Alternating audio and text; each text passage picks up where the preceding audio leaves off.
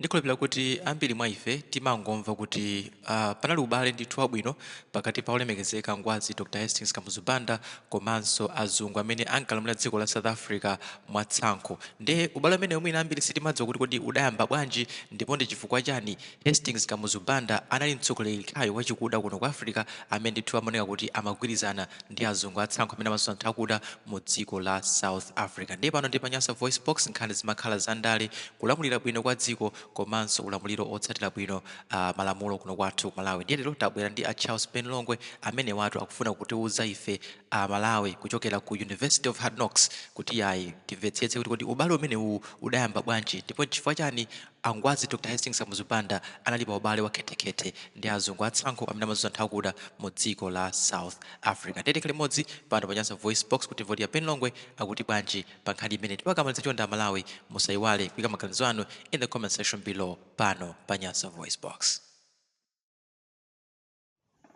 Ndi kulandireni kundidomvera lero lino pa 28th of January 2025, and it happens to be on Tuesday, where my time says 58 minutes after 21 hours, which is 2 minutes to 10. Chigawo chimene cha usiku, ndipo mbwalo limeneli muli ndine Charles Ben Longwe. Ndikulandireni motero kuchokera kuno ku University of Hard Knocks, kumene timaphunzisana zikulu kugabadulana maubongo ndi zina zotero kuti tidziwe tiphunzire like ifeyo tikakhala tinaphunzirapo china chake. Ineyo nkumunga Ben Longwe naphunzirapo china chake chimene ena ake adanena nthawi nake akuti life is school, so it must be teachable. Life is school, so it must be teachable. There is no way munthu kumangoyenda osaphunzira china chilichonse. Being in school, it doesn't mean attending classes, but learning from everyday experience. Zimene okumana nazo, anthu amene okumana nawo, zimene omazimva, zomwe omadya. You learn. Nde tikuphunzira zambiri. I have learned how to oppose the government. I've learned how to praise the government. I've learned how to oppose opposition. I've learned how to praise opposition. I've learned also how to defend myself in every criticism that comes. I've learned a lot of things during this period of our democracy from 1993. So every day is school day, and I learn every day from everything that I see, I smell, I hear, I learn. So thank you very much, comrades, brothers, sisters, mothers and fathers, ladies and gentlemen. Ainditu tikulandireni kuno ku University of Hard Knocks. Chinthu chiyamba ndipepese kwambiri chifukwa nthawi zina timatchula nthawi kuti this is the time that I'm gonna be here or I'm gonna be sending the audio. Koma mapezeka kuti ndabizika ndi zinthu zina, kenako audio ichosatumiza, mwina I've been frustrated, mwina I'm down. Nde ndikakhala down, I don't produce. O mwina ndikachita produce, I'm disturbed, ndimapezeka kuti ndalepera. Mwina ndikapanga audio azajasi ndikukhutisira nawo, chifukwa ndimamvera aso ndisanatumize. Ndimamba ndamvera kaye. Nde sinakhutitsidwe, ndimapeza kuti ndadilita, ndikadilita ndimatona kuti ndiyambiranso nthawi inake ndipanga. Ndiyapezeka kuti 2 days basi osapanga, kukadikiranso kuti ndizakhale mu mood yomwe ija tizayambirenso bwinobwino, chifukwa tikampanga izi sizophweka ngati mene amapangira anthu ena omatipanga force. Audio yalero bwanji sizophweka guys. Ifeyo ena izi sitimalemba pa paper kumalemba. Ena amafunsa kuti bwanji amana akulemberani pa paper nda sitimalemba. Timangoyankhula 40 zinthu zilipo kale zili mkatimu. Nde timangoziyankhula. So pepani kwambiri ndikupepeseni. Audio yokupezani usiku pano olo ena muzilandira mamawa. Ena tikutumizana usiku pano, mama wanso tizatumizaso kukacha kuti aliyense akhale ndi access yomva zimene tayankhulazi. Munandimva ndikulonjeza zona kuti ndibweresa chanichi ma interruptions kusokoneza kwa ma investigations onse amene akhala kuchitika mdziko muno okhuzana chikangawa. Komano tisanatero ndifuna ndingolongosola chifukwa anthu ena ake sakudziwa reason why timanena za ngozi ya kumbuzini kuti zinachitika chifukwa chachani. Sitidayankhule mwachimvemvemve ndimomveka bwino kapena nene kuti chifukwa chani dziko lathu lino linapezeka kuti lili accused pa zinkhani ngati zimenezo. Ndiofunika kuti tilongosole bwinobwino.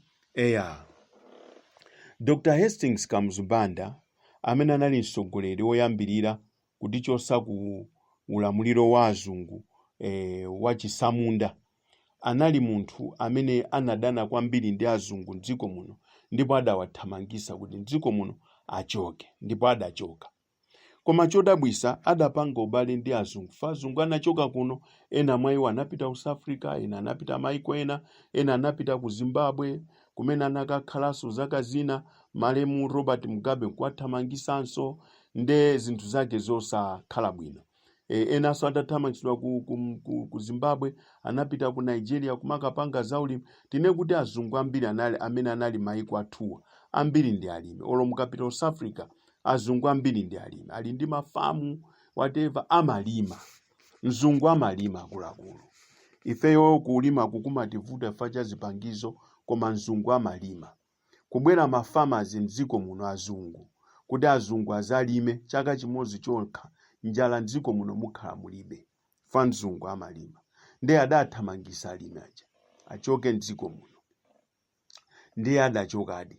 Koma chodabwisa nchokuti mkulu ameneyo Dr. Hastings Kamuzubanda adapanga ubale kwambiri ndi azungu amene adali ku South Africa.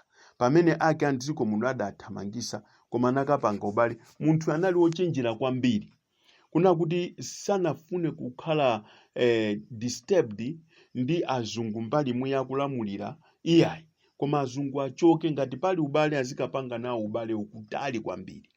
Nde amapanga nawo ubale ku South Africa, koma azunguso ena amene anali maiko ngati kwa America kuti amathaso kudana nawo, sagwiriza nawo. Zikafika ku nkhani ya ndale sizimakhala bwino. Azungu amene amagwiriza nawo ndi okhawa amene ampanga nawo business. So P.W. Botha, mzungu wa ku South Africa, amapanga naye business. And wina kuzonsadi business yanji. Business imene ampanga Dr. Hastings Kamuzubanda inali ya human trafficking. Kuwatenga amalawi kuno in the name of Teba ndi kuwatumiza ku South Africa zikagwira ntchito kumene kuja zakalavulagaga, salary yawo azilandirira ku Malawi kuno. Zimamveka ngati Teba, komano in the real sense mukapeza kuti imene inali human trafficking. So ulamuliro wa azungu aku South Africa, Dr. Hastings Kamuzubanda benefited a lot. Anapindula nawo kwambiri chifukwa cha business imene amapanga. Yoma tenga Malawi kuno in the name of Teba kuwatumiza kuja. Now he was supporting apartheid. Tikati apartheid ndi ulamuliro wa azungu umene umapinja ini yake adziko ma South Africans. Dr. Hastings Kamuzubanda ama supporta azungu ku South Africa rather than anthu achikuda, chifukwa azungu amapanga nawo business. Not kuti azungu anali anthu abwino, koma amapanga nawo business. So because of that human trafficking business, yoma atenga anthu kuno ndikumakatumiza ku South Africa zikagwira ntchito ma mines ndi mwina motero kaya mwazungu manyumbamu, ndrama zawo zifikira ku Malawi. Ndewe aja kamalandira masalaries aja amalandira kuchokera kuno ku Malawi.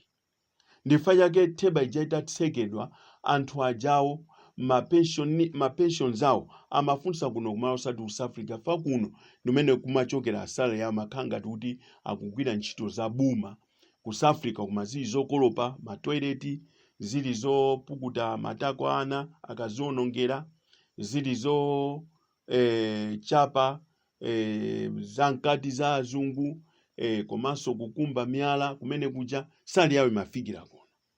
Mwayiona imeneyo.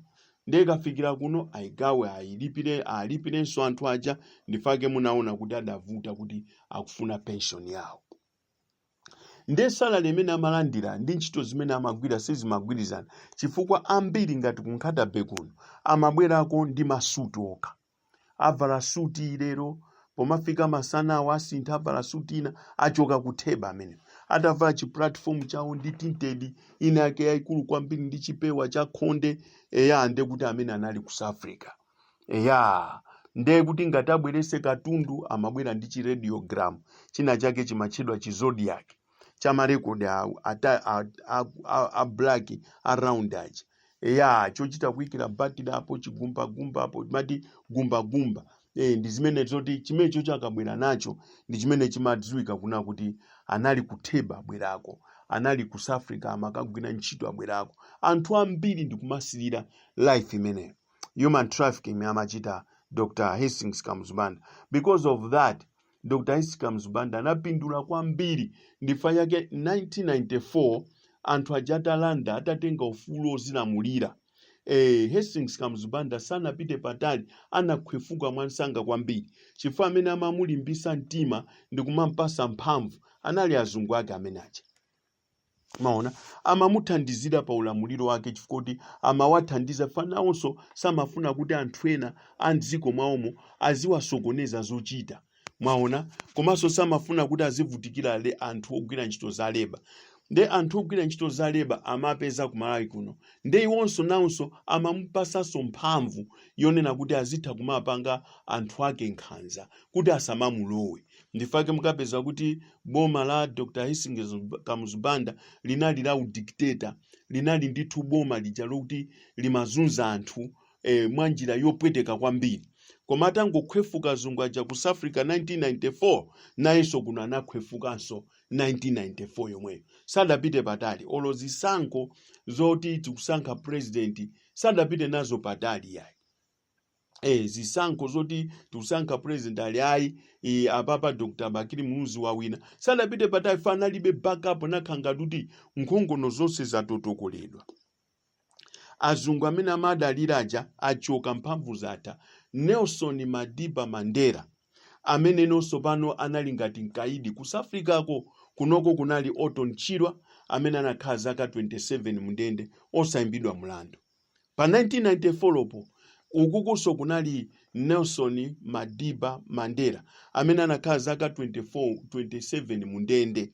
Mwayiona amene so zoti Nelson Mandela ndi Otton Chirwa onsewa anaikidwa mundende nthawi imodzi chifukwa kuti ulamuliro wa Dr. Hastings Kamuzubanda ndi ulamuliro wa PW Botha unali ofanana, amagwirizana zochita. Amaona amene ali pa top akusutsa boma ni ndani ndi Madiba apite kundende. Kumalawi amene ali pa top akusutsa boma ni ndani Otton Chirwa apite kundende. Amene watenti akhauliseni ti atsekere asazatuluke swe ndikumakhala kundende. Madiba anatulutsidwa kundende pamene amatenga dziko after 27 years. Pamene kuno Otton Chirwa naiso anayenera kutulutsidwa mundende after 27 years pamene dziko lino lidasankha ufulu wa democracy. Koma tsoka ndiro kandizona kasizona tinamva ndithu kuti anawabaya injection malo mwatulutsa anawabaya injection kuti zithere konko kunokonso zisabwerenso yayi. Ndimene zidakhalira. So ubale umene unalipo pakati pa Dr. Hastings Kamuzubanda ndi PW Botha unali ubale waukulu kwambiri onena kuti adani a PW Botha analiso adani a Hastings Kamuzubanda. Adani a Hastings Kamuzubanda analiso adani a PW Botha. Therefore, ziko la Zambia ndi ziko la Mozambique ziko limene ndilimene limachita host ma refugees amene amathawa ku South Africa kupita ku maiko amenewo. Komano Samora Machel president wa Mozambique anazitengera pa ngongo pamene ziko la Zambia amangochita host ma refugee aja utawa achina ndani awa achina Thabo Mbeki achina Jacob Zuma aja achina OR Tambo ndiye na otero amapita ku Zambia kuja ngati their refugee country kumene amakhalako kudikira kuti amenyere ufulu wa dziko lawo. Nde ndani uyu Samora Machel amaonesa kuti iyeyo amafunisisa kuti anthu achikuda ku South Africa alitenge dziko lija, so he was fighting so hard kuyambana ndi azungu ajawo kumethandizana ndi anthu achikuda aja. Ma meetings awo onse achina Samora ndi ena achikuda ku South Africa amakachitikira ku Zambia. ndomene kumapangika summit yofuna kutenga ufulu wozilamulira ku South Africa.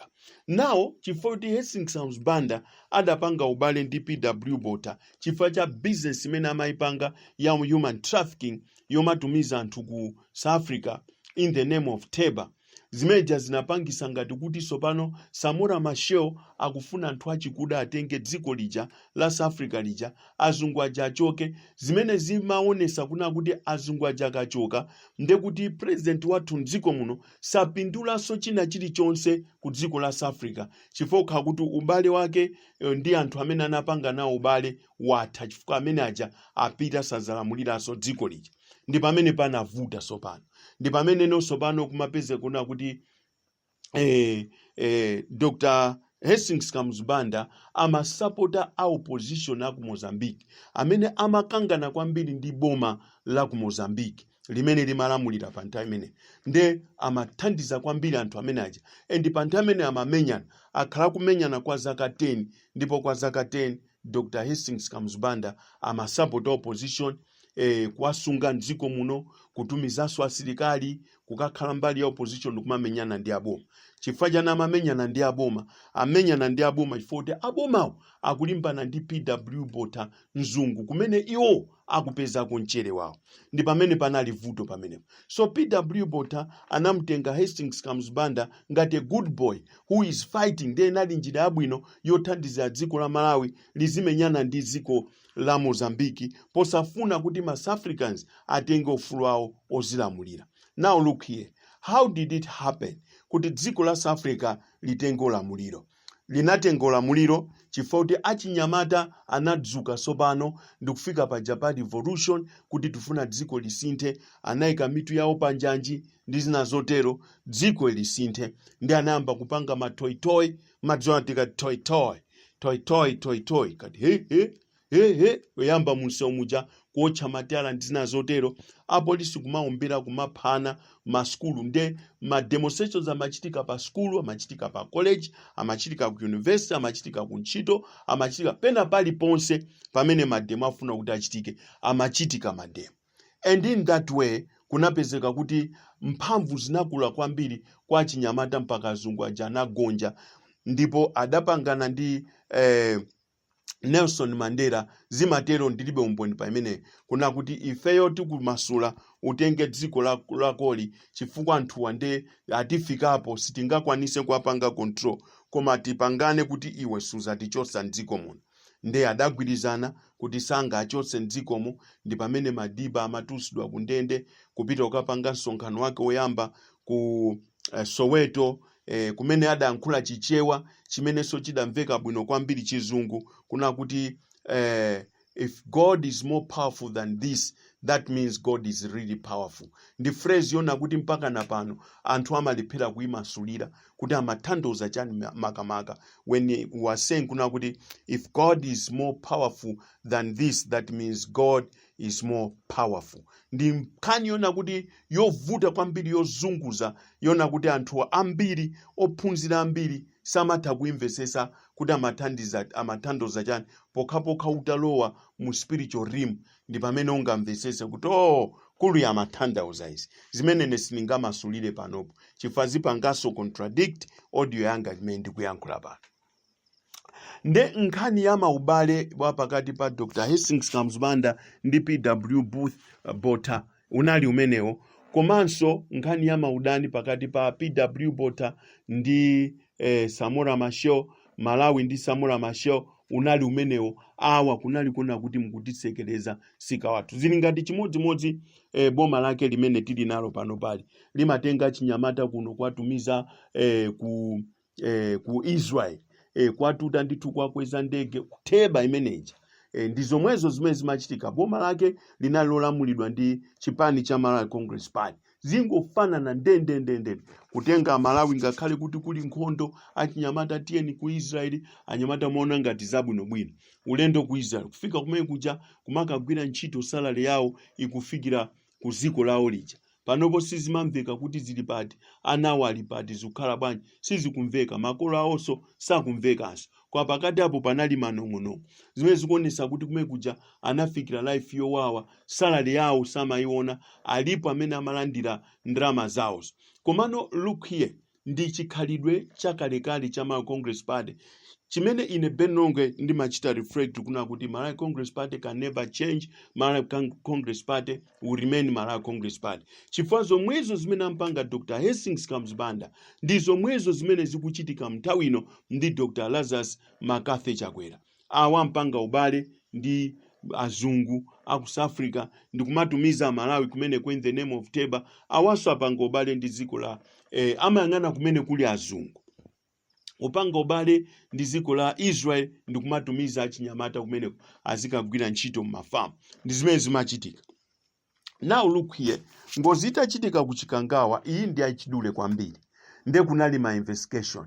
Anayenera kubwera ini ndege aja abwere kuno azafufuze za ndege una kuti ndege mene chinachitika ndi chani, atafufuza anayenera kutenga zinthu zina kupita kwawo kuti akafufuze bwinobwino. Maripoti atasala pang'ono kuti atulutsidwe, a Dr. Lazarus Makathi Chakwera amene sali Commander in Chief of Malawi Defense Force, amene ndegeyo idagwa iwo ali Commander in Chief of Malawi Defense Force. Mapilot awiri IMDF aja adafa, iwo ali Commander in Chief wa Malawi Defense Force. Dr. Saulos Klaus Chilima adamwalira, iwo ali a Vice President, a Dr. Lazarus Makathi Chakwera ali President wa dziko lino. Kuja akumalizisa ma investigations kuti atumize ku Malawi kuno, Dr. Lazarus Makathi Chakwera nawo yatsa kuno ulendo wa ku Germany konko ndikumakakwera njinga, kukwera zinjinga zija zakapalasa, ndikumatumiza ma video clips ndi ma pictures kumalawi kuno, anthu aziona kuti achakwera kukwera njinga uku. Ya basi anthu kukhala ndi topic imeneyo, kuchedwa ndi imeneyo, pamene kumene kujako kuli ma investigation serious okhuza na dziko lino, ndipo anthu mdziko muno akupanga suspect kuti akwenda kukhala bomu amene agwetsa ndege. Sindikunena kuti ine Ben Nongwe ndi amene ndikunena zimezo. Remember mu audio mwanga ndinayankhula kale kuti ine sindikupanga accuse wina aliyense kumpanga point kuti awa ndi amene adagwetsa ndege ayi. Koma ndikuyankhulaso zina zimene zili my imagination yanga monga munthu amene so ndili ndi ufulu obweresa ma opinion yanga, obweresa ziganizo zanga zimene ndikuganiza kolingana ndi mphamvu zimene ndikuzitenga kuchoka mu constitution ya Malawi. A president adapita kumene kuja ndikumakakwera njinga, zithunzi umatumiza kuno, ma video clips umatumiza kuno, anthu ali busy ndi zimene zija, ali busy ndi zimene Chakwera nkubwerako akupanga akuyankhula zimezi, report ndikuzatuluka, anthu ndikuzazizimuka, report idatuluka motere kukapeza kuti report lija lili ndi magapu ambirimbiri, nde anthu amafunsa why did you go ku Germany? Mayankho ake ndimana kuti ati makapempha sola zoti zigwira ntchito ku northern region mene kunachitika ngoziyo.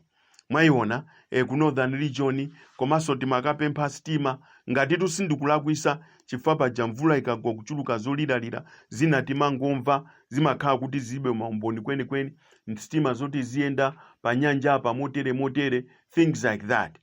Up to date kulibe masola amene achoka ku Germany ngati anabwera ndekuti zandiponya, amene abwera ku north kuno.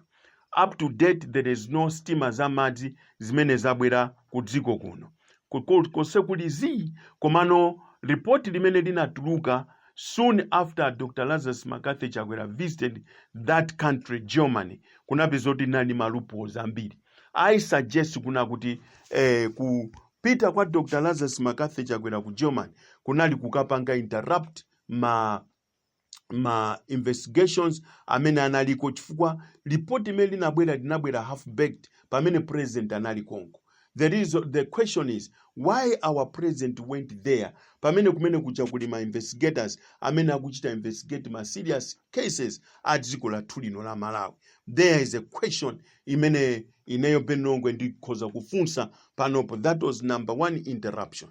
Kubwera kunoko nthawi imene anthu atapanga force kuna kuti tikufuna timve za commission of inquiry, tifuna commission of inquiry, uyu nyamata uyuyu director wa SIDET Sylvester Namiwa atavutanso kwambiri ndi anthu ena ndi ena, atavuta mayi Chilimaso khanga ndichoncho mayi Mere Chilima atavutanso akufamily kuti tifuna commission of inquiry. Commission of inquiry itapezedwa ndopeza kuti apite akafufuze soon before maripoti ajatatuluka kunatuluka nkhani ya pakati pa Angela ndi mayi Patricia Kaliati akukangana.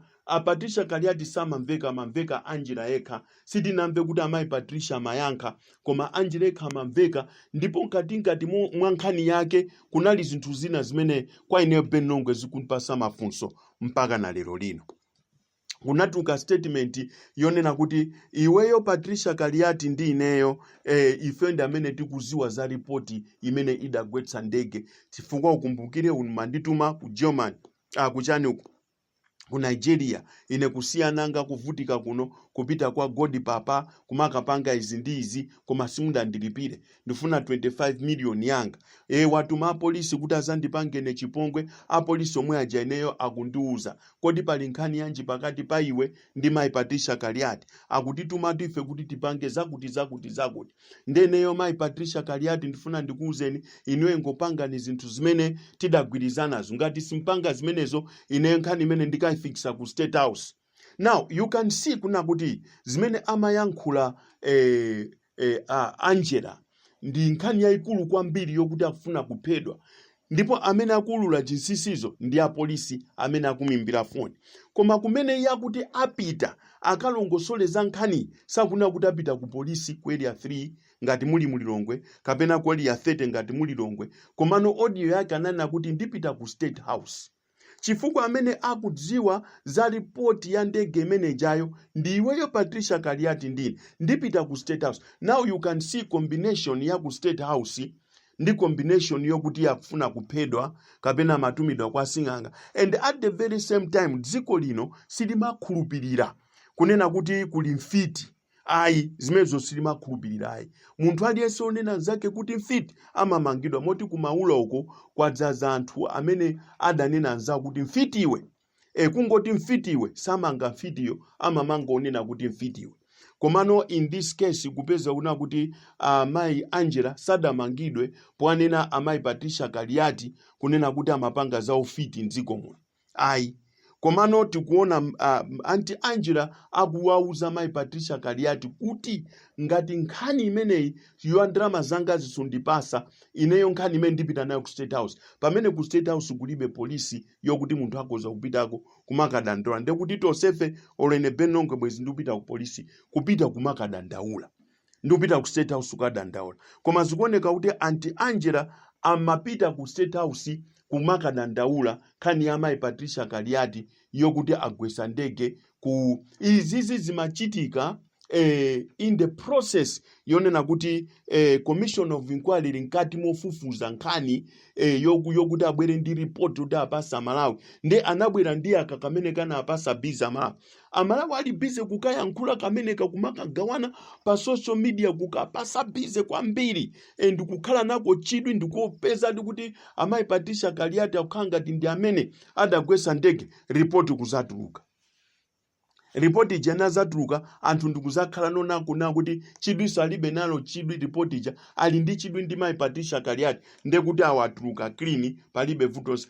Those are the areas amene ndikunena kuti commission of inquiry was tempered. Ndifayeke ndikuna kuti kuli mahoza ambiri, kuli zinthu zambiri zokuti tiziunike bwinobwino. Chifukwa ku Germany kunapezeka kuti ainiache akatundu a dziko lino adapita umene kuja soon before report was released. Kumalawi kuno kunapeza kuti anti Angela anatulukanso ndi nkhani ya maripoti ena osiyana ndi commission of inquiry imene nali bize ndikafukufuku, anatuluka ndi nkhani yona kuti akudziwa za report si a commission of inquiry si a ku Germany, koma ndi anti Patricia Kaliati ndiwo anti Angela ndi amene akudziwa za report ya ndege imene idagwa ku Chikangawo. Nde anthu adali bize ndi zimenezo. Zitakhala bize chonchija ndifake munapeza kuti anthu analibe nazo so chidwi zinangofera mgiya. Anthu ochepa amene adayankhulako zokhuza report iji. That was interruption munthawi ya ma investigations ndifake mana kuti ndikubweresani kuna kuti muone kuti ma investigations sewo were interrupted. Panali ndithu ma tempers amene adachitika. Fa Dr. Lazarus Makafe chakwe podziwa kuti dziko la German likuyenera kuchita produce likuyenera kuchita produce report lokhuza ndege, iwo sakadapita kaye kumene kuja akanadikira kuti report lija lituluke, ma programs awo azachite later. Fasanali othamanga ndifa chake mpaka na pano zimene anapitirazo sizidachitike mpaka lero.